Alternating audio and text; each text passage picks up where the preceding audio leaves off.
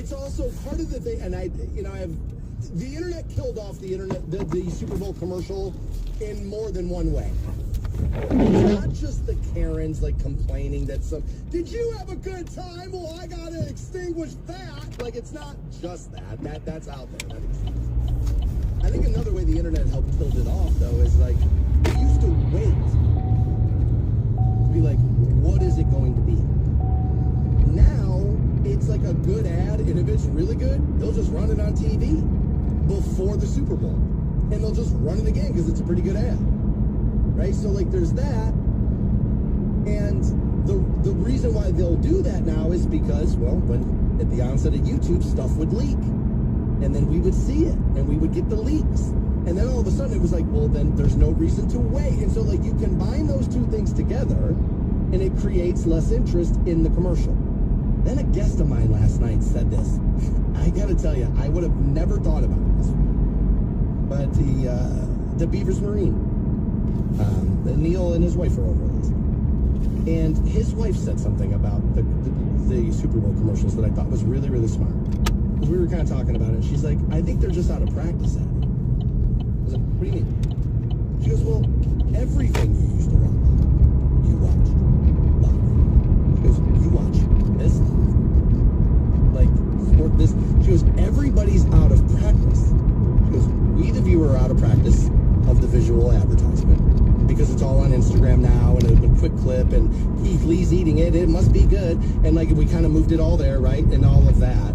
And she's like, she's like, I think a lot of those people who worked in those departments she's like, a lot of them retired, maybe dead, right? And like, you're not filling the basket back with people who are in practice doing this because of how little they do it. And I was like, I would have never put it through that filter, but I was like, oh God, like she's a little bit right. Like the great, like, not to use the TV show, but like the great, like, Mad Men, like ad men of the day, and women, they did too, right? Like the ad people,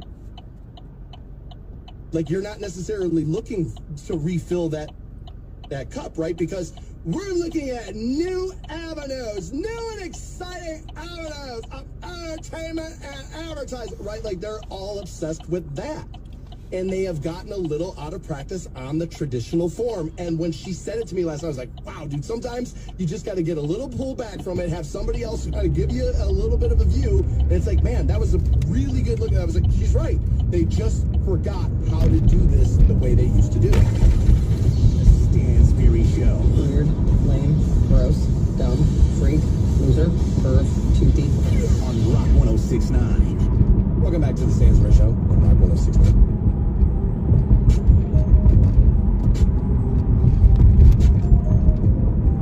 We'll also rock the bank at 10 o'clock. Well, Teresa will. I'm done doing that. I just passed my word out. Teresa has more for you at 10. We continue this till 5. Everyone, worth 1,000 bucks. You know, Alex, as we were talking Super Bowl commercial, he reached out and he said, you know, I think a part of the reason why, you know, they kind of come and go now is like, you're not going to see them 100 times after the Super Bowl. You know, and Alex brings up an interesting point. He does. He's like, you know, you keep going back to one of those Pepsi commercials you saw in the Super Bowl as a kid with Cindy Crawford, and you could see through the tank top, and it was like, sex clearly sells, here's the can, right? She's going to get cooled down in the middle of this hot, like, little small town, right? It's like, but you saw that commercial 9 million times after that. I'm not sure you're going to see all of these like that. And so they may not connect long term. Okay, that's a fair argument too. One of the more, dare I say, polarizing, commercials I've seen people talk about is, and I did not care for it, the Mountain Dew one with Seal. And they actually turned him into a seal, and then says at the end of the end, kind of mentions the seal in the, and see his name is Seal. Did you know his name is Seal? Yeah. And so like, we are gonna take the song, change the lyrics, kind of fit this, water poison we're hawking. And so, like, we're gonna, you know what I mean? And so we got to get this big guy here singing this, so you forget about that's what we're doing here. But, and I didn't love it. Now, I don't care about Seal and his artistry and the credibility of that dude and the 3 songs I know about, right? I don't care. But, like, I was shocked that he would do that. Like, on the couch, what I said to the guests was, you tell me Seal sells out and sells the song to the, to the corporation to sell the product. Dude, duh. Like, what is the point of being Seal? Having songs that good, that big, to just be made to be a Seal for the grind. Like, where was Seal saying, I'm overthinking it, right? Welcome to the inside brain of Dan Stansberry. I'm overthinking it. But I'm sitting there, as a guy who reads commercial copy, I'm sitting there last night watching that commercial, thinking about, not the commercial, the lunch they had, talking about whether or not we were going to do the commercial, because I have to have those a lot. And so, I can't tell you how many times I leaned, watched them trying to convince me that I should say that. And then normally a number's written down, and I go, yeah, you know what? You found a way. you kind of found. So, like, I'm a little curious about it, but, like, that's the thing. Why does Seal still need the money? Like, why did, like, what? Sell the song to the app. Like, I get it. I get it. Do it.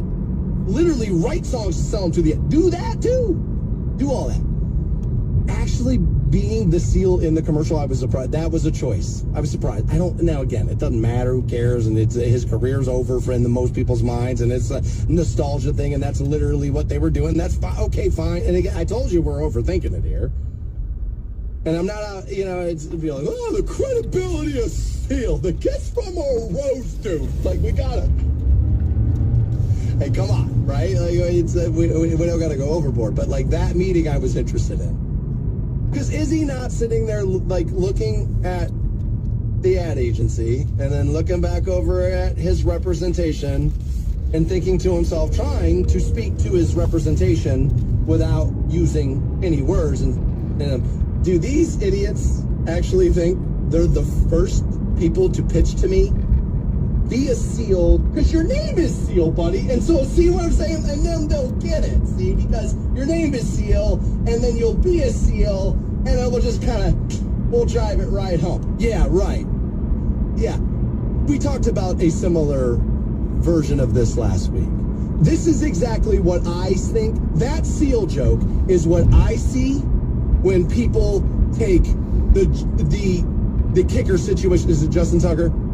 The Justin Tucker situation, be like, look, now and Deshaun both have the robes on. That Seal joke is what I see when that meme goes out. That's what I see. Is that Seal? Like, dude, what? Why? Yes, we all see it. Yes, it's all right there. His name is Seal. You can make him a Seal. It's that I don't care. Clearly you do, buddy. No, I told you we were overthinking it. I told you we were overthinking it. I was shocked by that. Sell the song. Sell out. It's what we're all doing. I mean, everybody's trying to sell it. That's a money grab. You mean somebody got up, took a shower, went outside and did something else in exchange for money so they could live in that place that allowed them to take a shower? No way, man. I don't believe it. The Stansberry Show. I just thought you were a dumb freeloader who ate all my food and played video games all day. On Rock 106.9. Hey guys, it's Stansberry here for Window Nation. Now, keep this in mind. I have said, ironically, the beef between he and Drake, I feel like Drake is the better fit for the event itself. Like, I'm actually arguing about this with not arguing, I'm having a, spirited text exchange with the program director for about this. And one of the things I said was, take the beef out of it. Like, he and Drake aren't beefing. They say, who's bigger for the Super Bowl? It would not even be close, right?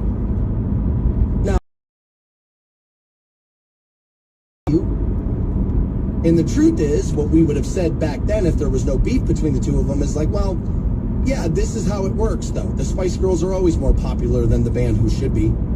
You know what I mean? And, like, that kind of works. And that's what we would have said. And so what you could say here is that the universe is kind of correcting itself a little bit with what we saw last night. All right, that's fair. Fair. I like the fact that I'm in the minority on it this morning for a lot of reasons. This is one of them. I don't see people trashing this performance the way I expected to see it. And I don't even mean my audience, and we are going to talk about you guys here in a second, but like, I'm even just saying like national. With the like, good, look, that was supposed to make you mad and you are mad about it. I don't see that many people that mad about it. I see more people talking about how people are mad about it than are actually mad about it. And it's because there's really nothing to be mad at. We can't base everything off my audience, Lord knows. But I did see this, and this is by some of these like influencer types. Harry Sisson kind of comes to mind because he's one of the ones who posted it 15 times, I counted last night during the performance. MAGA's so mad, MAGA's so mad, MAGA's so mad, and it's beautiful. MAGA's so mad, chef's kiss. Now again, I cannot base everything off of my audience. And I don't know who all of you voted for, and luckily I believe this collection of people is large enough. As a matter of fact, I know it is, to where, you know what I mean, there's people who voted for all candidates. But I know more than enough people who have communicated with me this morning, who I know without a shadow of a doubt voted for the current president, who are also telling me how wrong I am about Kendrick's crossover appeal, A, and how wrong I am about his performances. So, like, I don't know for sure that MAGA's so mad, chef's kiss. It's kind of like, nah, those posts do big numbers. I'm not sure how true that is. Again, I don't want to base everything off this audience. That would be foolish. But one of the things I said during the election cycle was, I'm telling you, so many young men they can't wait to go in there and pull that lever for this.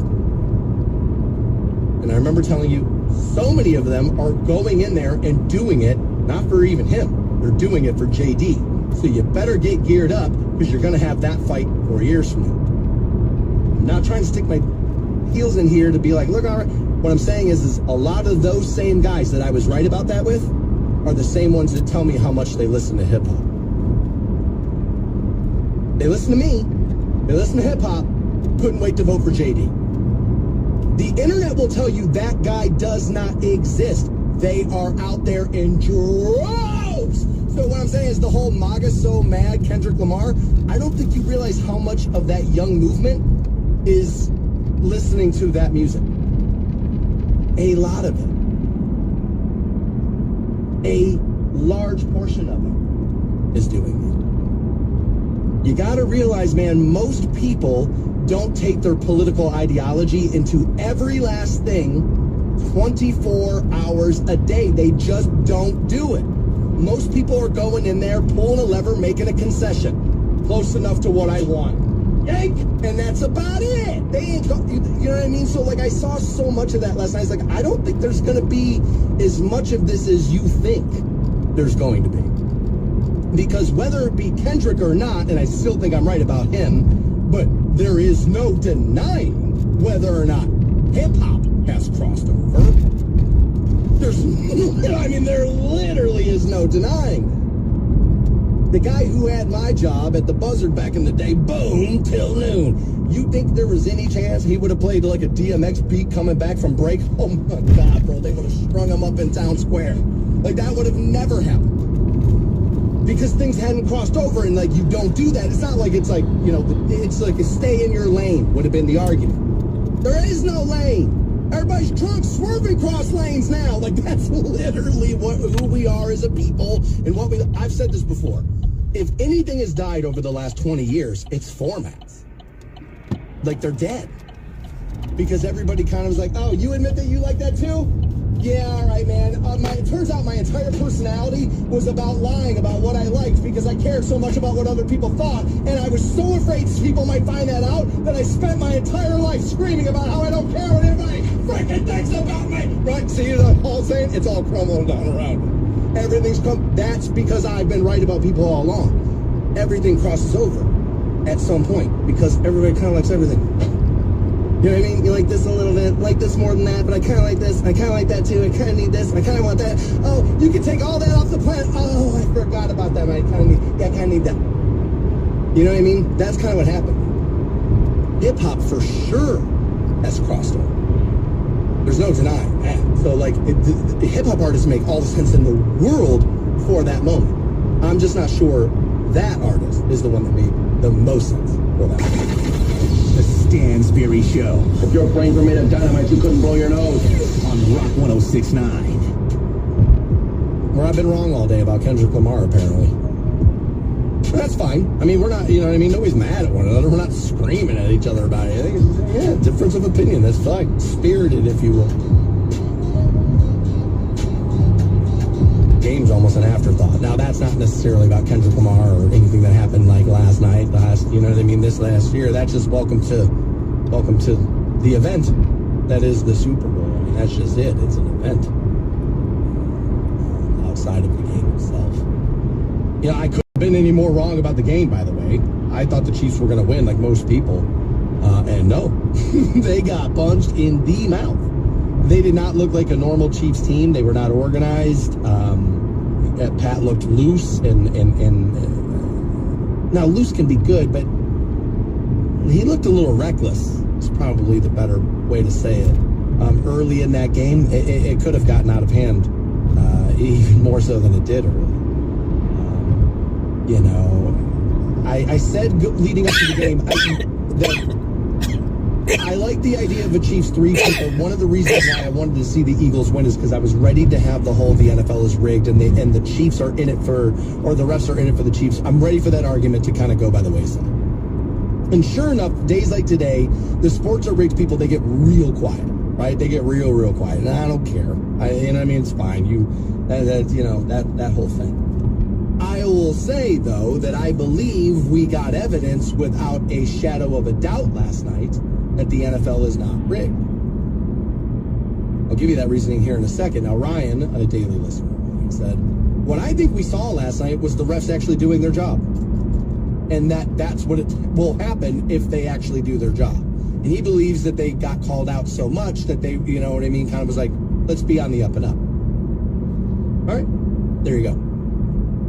What I'm about to say will not fly in the face of any of that. Resurrected the entire position for the sport. It was over. Paying running backs big money, it was over. Probably still is for most. But so many guys just got put on the Saquon, but maybe list. But maybe.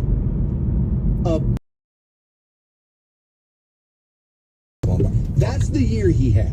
All of a sudden, the league is looking at the running back position like, yeah, you might want to be pretty proficient at it, right? Like, you might want to be pretty good at it. Turns out these mobile quarterbacks, they play a lot better when the running game is good. Just like the in-pocket quarterbacks did. Hey, would you look at that?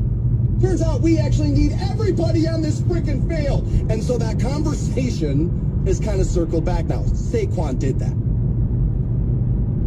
He resurrected a position of the sport. I'm telling you, you find a way to get that guy a touchdown in a league that's rigged. Nuh-uh. He's making everybody have to pay running backs. You just gave us a 3-minute experience, and why wouldn't? It's like, oh, well, I mean, if you want to just live in crazy town, you know what I mean? I get it. Drug dealers are good there. You know what I mean? Crazy town's got the best drug dealers, man. So, like, I get one to live there. It's nice, you know? Property value ain't no good. You know what I mean? But so, like, I don't know about that, man. I think in a league that's rigged, you were way more likely to get the 3-peat and way more. Wrap it up in that bow real nice and tight, Clark. She's a beaut, Clark. Wrap it up real nice and tight. That's what they would have done. But they didn't. They forgot to rig it. Is that the thing? This reminds me, remember the coin argument in COVID? Remember when they tried to tell you they didn't know where the coins were? I was like, guys, the businesses are just closed, right? And they had coins before we closed them, right? So, like, did the cat push them up the sides of the flat earth, the coins? Is that where they went? Like, can we have the goddamn coins? But notice, by the way, there's no coin problem. We always had the coin. We had the coin. Like, some stuff is just, like, laughable at the suggestion of it. 3 men can keep a secret. If 2 are dead, NFL's got plenty more than 3 men. Not more. You women knocking around in that organization, too, now. You know what I mean? So, like, let's be honest, but an entire league can keep that under wraps? I suppose. Maybe. I suppose. I doubt. Miss anything? Pick up the podcast. That shortly, WRQK.com. Did you miss your opportunity to rock the bank at $8,000 a day? Probably thankful for that, right? So, I'm not back here live again until tomorrow, 6 a.m. Stay safe out there. Be good to one another. Run into one another. Somewhere around this great city of ours. The Stansberry Show. Yeah, but listen, for every 100 angry calls we get, there is somebody that I help. On Rock 106.9. At Cleveland Clinic, care is everything. So when your primary purpose is to care for the world, you'd start with your community until you're accessible anywhere. You make complexities your specialties and put compassion before anything else, all to redefine what's possible. For everyone, everywhere. For every care in the world. Cleveland Clinic.